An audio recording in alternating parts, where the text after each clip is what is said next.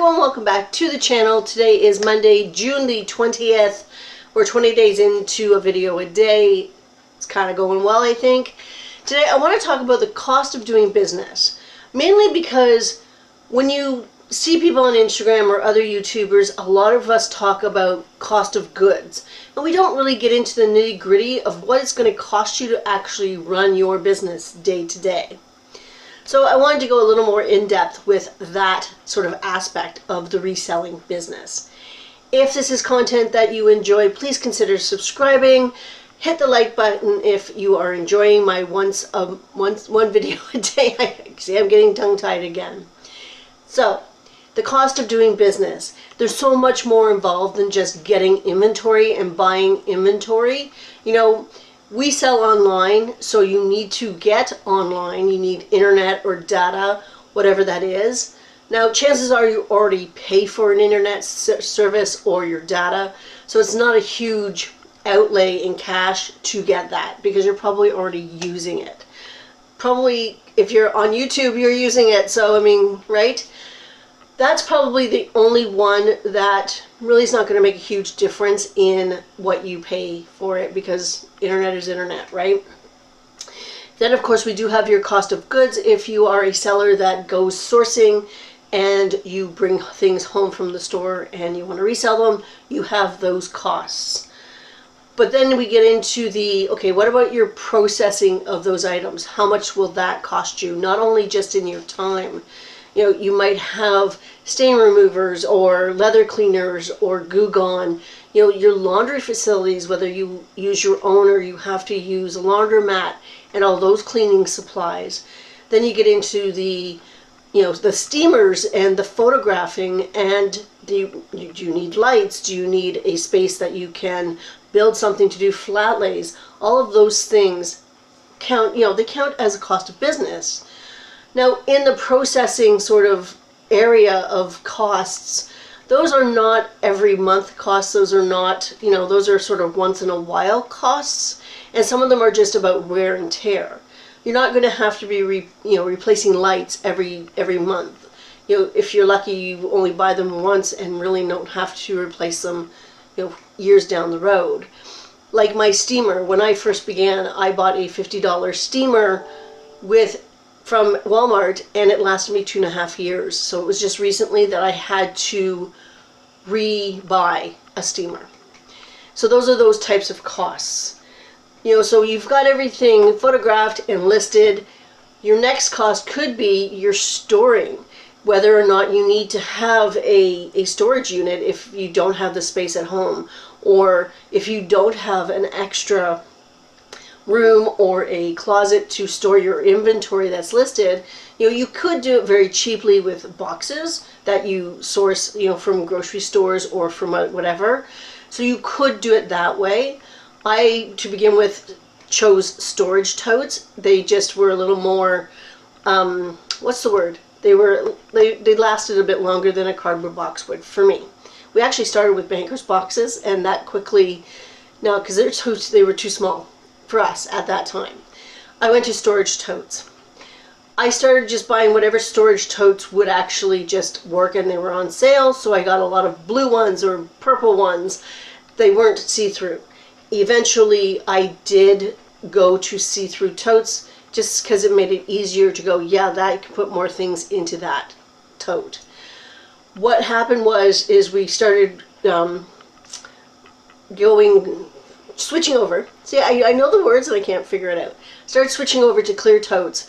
Those sort of solid colored totes we used to move, which saved us money for buying boxes, which is great. And as they became empty after the move, we actually started taking them to an online auction and selling them off, which helps us recoup some of the costs that we had. It's amazing. People will buy used totes at an auction. It's like amazing to me because they're not all that expensive, but it works for us and I like that. We are now switching over to filing cabinets, and we source them through thrift stores and estate auctions, so we're not paying a ton, and I'm hoping that they are going to last a lot longer than my totes, because my totes are now starting to, the lids are breaking and things like that. and the storage, the filing cabinets makes it so much easier to access. So I'm excited to be doing that. But that's another cost involved when you need to think, okay, how am I going to store all these items? And then, okay, you're storing them, they're listed, and they sell. You have to think about printing your labels, whether or not you want a thermal printer or not, or you just want to use your own printer. You need to have packing supplies. And I admire people that go and reuse whatever packaging they can. I know I try to find packages that I could just reuse. I don't have a lot of access to that though. And for me, I'm not going to go dumpster diving for it because that requires time and I just don't want to do that. So we do purchase some shipping supplies from an office supply depot, and it works for us.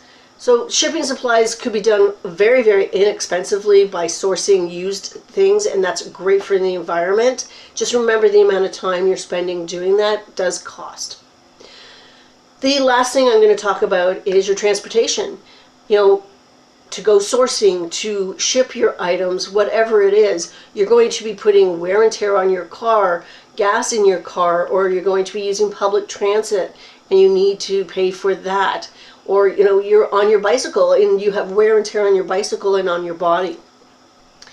Those costs all add up. Now, yes, I am using my car for other things, and I do double up errands because gas prices are through the roof here, and well, through everywhere, right? So I always keep in mind what I'm doing, and I try my best to double up on errands so that I'm not going out and coming home and going out and coming home. But those will, pardon me, those will cost you. When you begin this business, you have to be aware of all those costs that will add up, and they are part of your business expenses.